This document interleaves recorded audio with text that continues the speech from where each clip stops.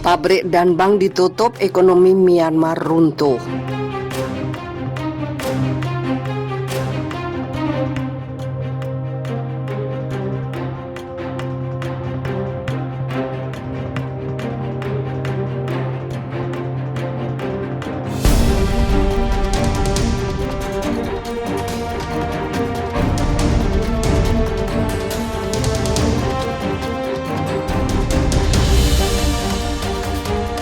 Perekonomian Myanmar mengalami keruntuhan saat banyak pabrik dan bank ditutup pasca kudeta, seperti dilaporkan WSJ Sabtu 10 April 2021.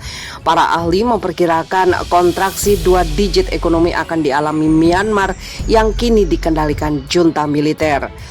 Sebelum kudeta terjadi, Myanmar sebenarnya telah membuat kemajuan dalam 1 dekade terakhir untuk pengentasan kemiskinan dan menarik investasi asing. Tapi kini kantor cabang bank di Myanmar ditutup dan pegawai pemerintah memboikot pekerjaan.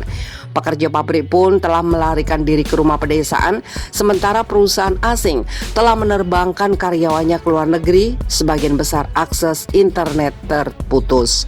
Lebih dari 2 bulan sejak militer merebut kekuasaan dalam kudeta, dalam melancarkan kampanye mematikan untuk menekan protes, ekonomi Myanmar pun runtuh.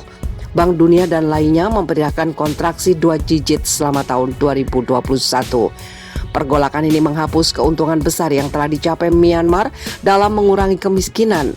Junta telah menakuti bisnis dan turis asing yang telah berbuat banyak untuk mengangkat Myanmar selama dekade terakhir.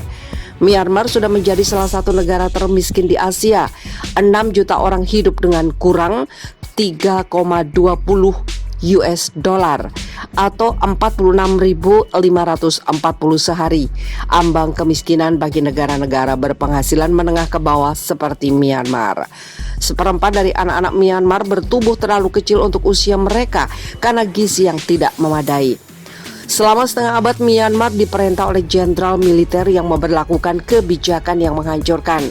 Gambaran tersebut mulai terus berubah selama dekade terakhir karena pembukaan demokrasi membawa sebagian pemerintah sipil ke tampuk kekuasaan dan lebih banyak investasi internasional mengalir masuk. Menurut data Bank Dunia, kemiskinan Myanmar menurun menjadi 24,8% pada 2017 dari 42,2% pada 2010.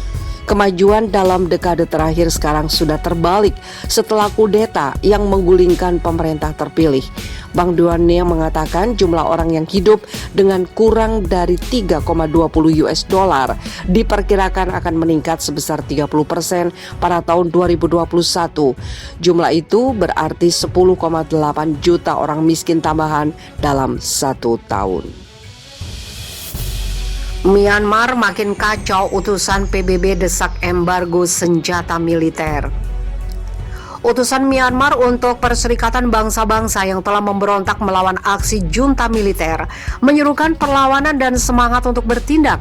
Ia juga meminta zona larangan terbang hingga embargo senjata untuk menekan angka kematian yang disebabkan militer.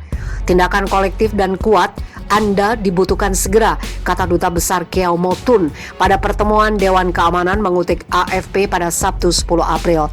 Waktu adalah yang terpenting bagi kami. Tolong ambil tindakan, ujarnya. Ia juga menyuarakan penyesalan atas kurangnya tindakan yang memadai dan kuat oleh komunitas internasional, terutama Dewan Keamanan PBB. Menurut dia, kini kondisi makin tidak kondusif. Bahkan kini junta sengaja menargetkan warga sipil dan dia menyuarakan kesedihan atas kematian anak-anak. Zona larangan terbang harus diumumkan untuk menghindari pertumpahan darah lebih lanjut yang disebabkan serangan udara militer di wilayah sipil. Tidak diragukan lagi, tindakan ini tidak dapat diterima oleh kita semua di dunia modern ini, katanya. Ia berharap komunitas internasional, khususnya Dewan Keamanan PBB, tidak membiarkan kekejaman terus terjadi di Myanmar. Selain itu, ia juga menyerukan embargo senjata internasional hingga pembekuan rekening yang terkait dengan anggota militer dan keluarga mereka. Kata dia, semua investasi asing langsung juga harus ditangguhkan sampai pemulihan pemerintah yang dipilih secara demokratis.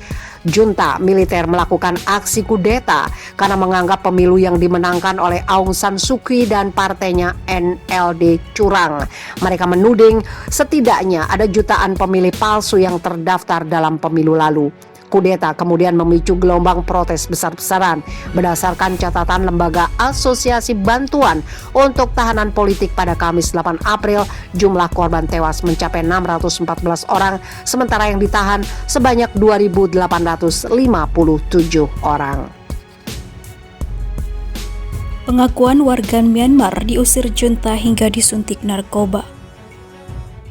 Seorang warga Myanmar mengungkapkan kondisi negaranya sejak kudeta berlangsung 1 Februari lalu. Wanita bernama Emma itu mengatakan banyak warga memilih meninggalkan kota karena menghindari penangkapan junta militer. Menurut dia, beberapa staf kantor pemerintah yang bergabung dalam Gerakan Pembangkangan Sipil atau CDM kembali ke kota asal untuk melindungi diri agar tak tertangkap junta militer. Beberapa yang lain memilih pulang menghindari perang saudara. Beberapa orang takut dengan perang saudara karena mereka mengira perang saudara akan terjadi di kota besar sehingga mereka berencana untuk mundur demi keselamatan, kata Emma saat dihubungi cnnindonesia.com pada Senin 22 Maret malam. Saat ini, menurut pengamatan Emma, militer telah mengusir staf medis dan keluarga petugas kereta dari kediamannya. Militer terus mengancam akan mengusir warga dari kediamannya jika mereka tetap bergabung dalam aksi pembangkangan sipil. Militer hanya memberi waktu 1 hari untuk pindah. Hal itu banyak membuat para staf menjadi pengangguran dan tunawisma. Namun warga bersolidaritas untuk berbagi tempat dan saling mendukung. Kata Emma, aksi mogok terus berlangsung setiap hari di waktu pagi dan malam. Dia dan warga Myanmar lain berusaha menghindari pertumpahan darah karena memikirkan cara lain untuk mengurangi jumlah korban tewas. Di beberapa kota masih ada aksi mogok hingga sekarang, bahkan siang dan malam. Selain itu, kata dia, tidak sedikit warga kembali ke kampung halaman karena tak mampu membayar biaya akomodasi. Di Yangon, terutama orang-orang yang tinggal di kawasan industri seperti Helaing, Tharyar harus kembali ke kampung halamannya karena tidak mampu membayar biaya akomodasi, ujarnya.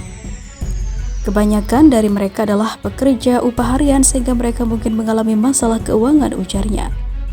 Berdasarkan catatan Asosiasi Bantuan untuk Tahanan Politik, sebanyak 2.654 orang ditangkap selama kudeta. Menurut Emma, sudah 10 hari mereka ditangkap dan ia tidak tahu apakah mereka akan disiksa. Dia mengatakan beberapa orang yang dibebaskan nampak tidak normal ketika ditanya, mereka tak tahu apapun. Mengantuk dan juga mengatakan satu kata, lokasi rumahnya. Banyak mahasiswa yang digugat dan beberapa yang masih di bawah umur tampaknya disuntik narkoba sebelum dibebaskan, katanya.